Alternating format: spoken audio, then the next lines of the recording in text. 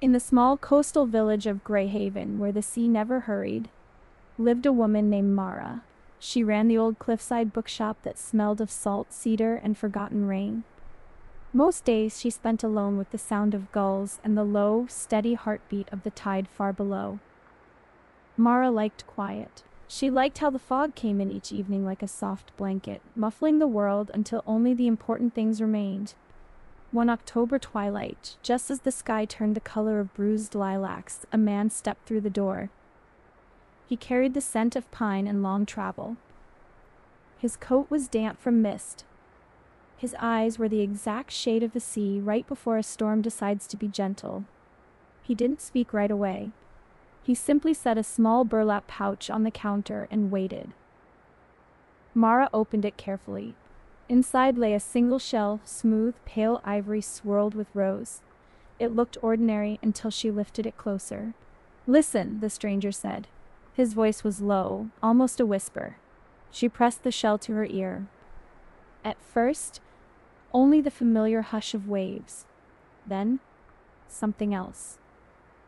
A faint, trembling melody. Like a lullaby someone once hummed and then forgot they knew. Mara closed her eyes. For a moment she wasn't in the bookshop anymore.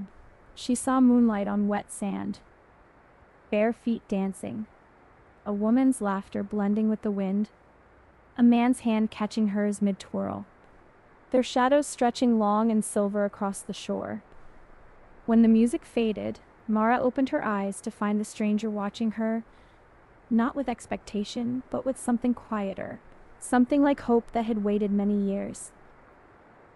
"That belonged to my mother," he said. She called it the remembering shell. Said it only sings for people who still believe the heart can learn new songs. He paused. "I'm Rowan." Mara felt her own heartbeat answer before her voice did. "I'm Mara." That was the beginning. Over the next weeks they fell into a gentle rhythm. Each evening after she closed the shop, Rowan would appear at the cliff path. They walked. They talked about small, sacred things, the way certain stars arrive earlier in autumn, how the tide always returns what it borrows, how silence between two people can feel fuller than words.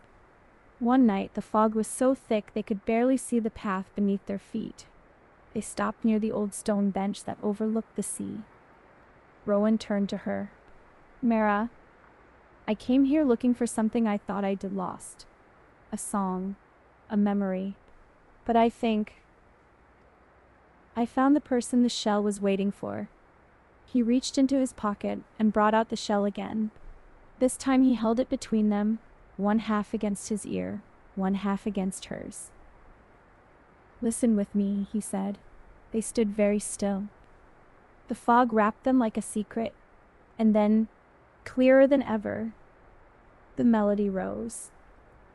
It was just a song anymore. It was a promise folding into another promise. It was laughter remembered.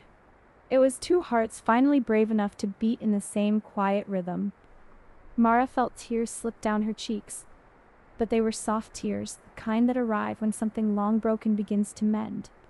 When the last note drifted away on the wind, Rowan didn't pull back. He simply rested his forehead against hers. "Stay," he whispered. "Not forever yet. Just tonight. And tomorrow night, and the night after that." Mara smiled into the fog. She didn't answer with words. She simply turned the shell once more, so it rested between them like a shared heartbeat. And together they listened to the sea, to the quiet, to the slow, beautiful beginning of a love that had waited years to find its voice. Fade gently, long, peaceful pause before ending. Some shells hold the ocean, but the rare ones hold the beginning of always.